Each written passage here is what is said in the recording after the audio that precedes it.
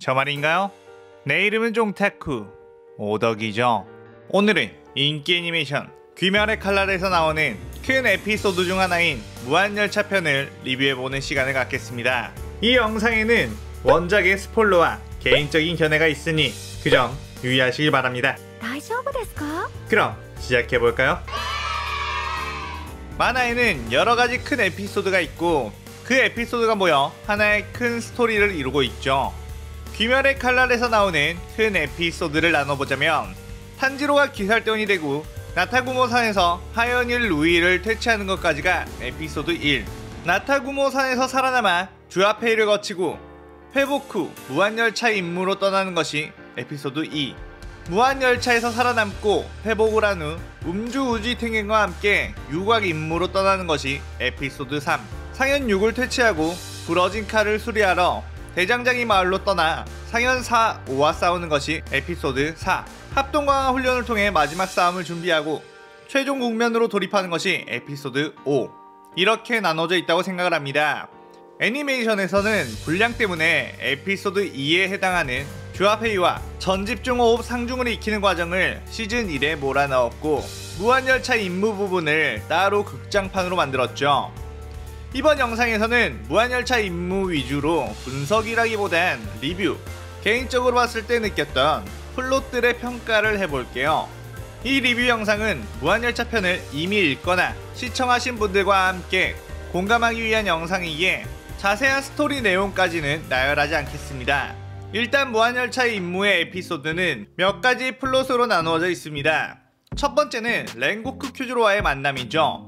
염주라고 하면 가장 강해 보이는 특성, 화염의 호흡을 다루는 주인이만큼 압도적인 첫인상이 필요했습니다. 물론 주아페이에서 첫 등장하긴 했지만 진정한 면모를 느낄 수 있는 부분은 무한열차에서부터였죠. 큐즈로는 앞서 등장했던 수주 기우나 충주 시노부와는 다른 방식의 인상을 줬습니다. 기우나 시노부는 어쩐지 좀 다크하면서도 차가운 느낌으로 등장을 시켰다면, 큐즈로 같은 경우는 도시락을 잔뜩 먹으며 우마이를 외치는 장면으로 시작을 했죠. 다른 주들과는 다르게 좀 바보 같기도 하고 어딘가 나사가 빠져있는 느낌을 주며 궁금증을 유발시켰습니다. 그리고는 곧바로 엄청난 공격력과 카리스마로 독자들의 마음을 사로잡았죠. 이 부분은 정말 칭찬하고 싶었던 게, 첫 등장씬의 강렬함은 그 어떤 주보다도 성공적이었다고 생각합니다. 앞서 나왔던 기우나 시노부와는 전혀 다르게 인간미가 넘치면서도 아주 강력한 카리스마를 뽐냈고, 더불어 특유의 인싸력으로 탄지로 일행과도 쉽게 친해진 장면을 넣은 것은 독자들에게도 다른 주들에 비해 아주 쉽게 정을 붙일 수 있게 만들었죠. 큐즈로 역시 다른 대부분의 주들과 비슷하게 딱딱하고 차가운 인상을 줬더라면 후반부 내용에서 그렇게 많은 사람을 울리지 못했을 테니까요. 살짝 아쉬운 부분이 있다면, 큐즈로가 탄지로와는 기차 안에서 여러 이야기를 나누며 나름의 유대를 형성하는 장면들이 나왔지만 이노스케나 제니치와는 딱히 그런 장면이 없었죠. 물론 빠른 전개를 위한 생략이었겠지만 후반부에 있을 이노스케와 제니치의 상실에 대한 슬픔에 더욱 공감할 수 있는 장치를 좀 더 넣어줬더라면 더 좋았겠다 라는 생각이 들었습니다. 그 다음 플롯이 바로 엠무의 혈기술로 인해 잠이 들고 꿈을 꾸는 내용이죠. 각자의 꿈속 세상에서 벌어지는 이야기들, 그리고 자신이 만든 무의식의 영역에 대한 표현은 아주 좋았다고 생각을 합니다. 탄지로의 굳은 결심과 큐즈로의 어떤 숨겨진 상처를 들여다볼 수 있는 부분이었죠. 탄지로가 꿈속에서 자각을 해 깨어나는 방법을 찾고 혈기술을 이겨내는 장면까지는 좋았지만, 큐즈로와 제니치, 이노스케가 그 혈기술을 타파하는 과정이 생략되어 아쉬움이 남았습니다. 꿈속에서 자결을 해야 혈기술에서 깨어날 수 있는데 그 깨어나는 과정까지를 각자 다른 심리와 성격을 가진 캐릭터들이 어떤 행동을 해서 이겨낼지가 굉장히 궁금했거든요. 예를 들어 큐즈로가 언제 이것이 꿈인지 알았고 그 꿈을 깨어내기 위해 어떤 행동과 생각을 했을지, 이런 부분까지 이 플롯에 녹여냈다면 캐릭터들의 마음을 이해하고 몰입하는데 훨씬 큰 도움이 되었을 거라 봅니다. 빠른 전개가 인기의 요인이었던 작품이지만 사실 이런 매력적인 캐릭터들에게 좀 더 분량을 주고 몰입할 수 있게 한다고 해서 지루하다, 재미없다, 만화 좋아하는 사람들이 이런 생각을 할까요? 우리 오덕들은 그런 것들은 다 참아줄 수 있죠. 그렇기에 너무 빠른 전개를 위한 조연급 캐릭터들의 분량 생략이 아쉬운 플롯이었습니다. 그 다음 플롯은 하연일 엠무와의 싸움이었죠. 탄지로와 엠무가 싸우는 과정이 꽤나 느낌은 있었습니다. 혈기술로 잠이 드는 순간 꿈에서 자신의 목을 베어 깨어나 달려드는 모습이 굉장히 인상적이었으며 탄지로의 담력과 판단력이 돋보였죠. 하지만 그 뒤 바로 목을 베어버리며 사실상 페이지 2로 돌입하게 되는데요. 아무리 기차 위에서 싸운 것은 페이지 1이었고 페이지 2가 진짜라고 하더라도 엠무가 나름 하연일의 자리이며 무잔의 피를 받아 강력해진 상태인데 혈기술만 쓰다가 목이 베이는 부분은 살짝 아쉬웠습니다. 나름의 6탄전도 벌이며 페이지 1에서 탄지로와 좀 더 치열하게 싸우는 모습이 나왔다면 더 재밌지 않았을까요? 그 다음 기차와 융합을 한 엠무와의 싸움이 펼쳐지는데 잠에서 깨어난 쿄조로의 엄청난 활약과 승객들을 지키는 이노스케 네즈코 제니츠. 쿄조로는 열혈 느낌의 캐릭이지만 막무가내로 싸우는 것이 아닌 냉철한 판단을 하며 진두지휘를 하는 캐릭터로 연출을 했다는 것이 기존의 만화 화법과는 다른 느낌이었고, 와, 멋있는 느낌을 다 때려박아놨네 라는 생각이 들 만큼 짧지만 인상 깊은 모습을 보여줬죠. 곧이어 이노스케는 탄지로에게 합류를 하고 제니츠는 위험에 처한 네즈코를 병력 일섭으로 구해주죠. 제니츠의 활약은 사실상 이 장면 하나밖에 없습니다. 네즈코야 탄지로를 박치기로 깨워주고 존재 자체로 항상 귀여움을 뿜어주지만 제니츠는 나름대로 비중이 있어야 하거든요. 특히 전투 부분에서 말이죠. 이런 소년 만화의 기본 공식 중 하나가 적절한 전투 분량으로 많은 캐릭터들의 매력을 살리며 간다인데 캐릭터들의 전투 분량의 밸런스가 맞지 않는 느낌이 컸습니다. 제니츠 팬들이 보면 상당히 실망을 할 수밖에 없죠. 무한열차 편에서 제니츠가 하는 게 거의 없습니다. 네즈코를 구해주는 장면이라고 해봤자 사실 네즈코는 혈기이며 그 상황이 엄청나게 위험하거나 한 건 아니었거든요. 반면에 이노스케는 엠무를 잡는데 확실한 공헌을 하며 자신이 가진 어떤 캐릭터성을 그나마 살릴 수 있었죠. 탄지로 일행이 전집중 호흡 상중을 모두 익혔고 그 바로 뒤 에피소드인 만큼 제니츠도 이노스케에 상응할 정도의 어떤 활약을 넣어줬다면 더 좋았겠다라는 아쉬움이 남는 플롯이었습니다. 고양이 인정? 인정! 무한열차 편에서 엠무를 잡는 과정 전체적인 느낌은 사실 너무 무난했죠.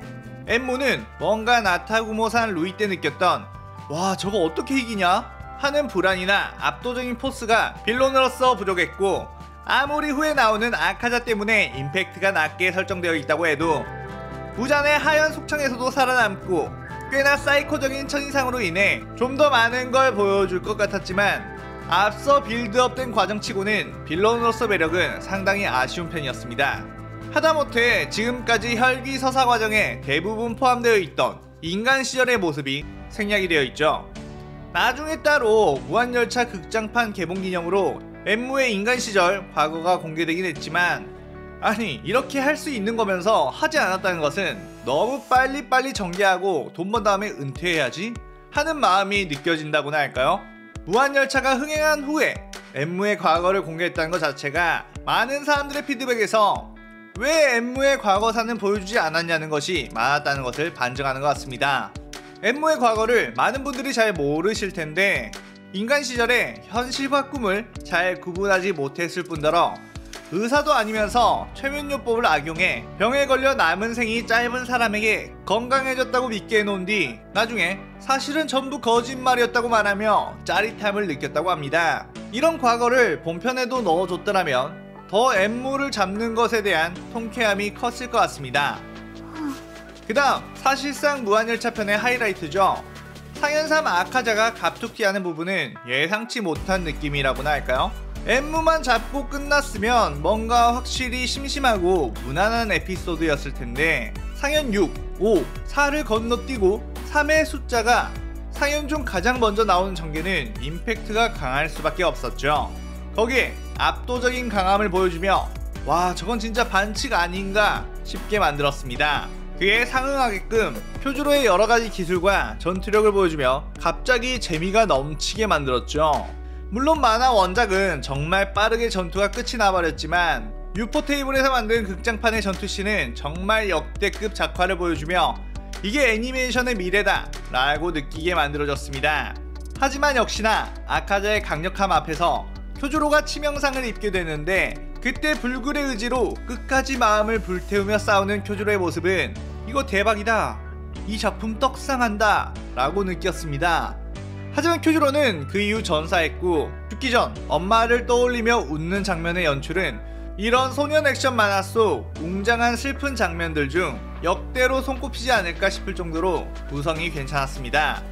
앞서 보여주며 차곡차곡 빌드업된 쿄조로의 신념이 단순히 강자로서의 정의감만을 가지고 있는 것이 아닌 결국 가족에 대한 사랑으로서 이루어졌으며, 자신이 사랑했던 엄마와의 약속을 지키기 위해 살아왔었고, 그렇게 죽음을 맞이하는 것은 슬프거나 비참한 게 아닌 아름답게 퇴장하는 것임을 보여줬죠. 사실 많은 팬들이 쿄조로의 죽음을 아쉬워하며 눈물을 흘렸지만, 귀멸의 칼날이란 작품이 이토록 떡상하고 애니메이션 흥행에 새 역사를 쓰게 한 것이 이 장면부터였다고 생각을 합니다. 작가의 신의 한 수였다고 볼 수 있죠. 이 마지막 쿄조로의 플롯은 귀멸의 칼날 모든 에피소드들을 놓고 봐도 가장 임팩트가 있으며, 귀멸의 칼날이 가지고 있는 철학과 메시지를 잘 보여줬기에 많은 사람들에게 두고두고 회자되고 있다고 생각합니다.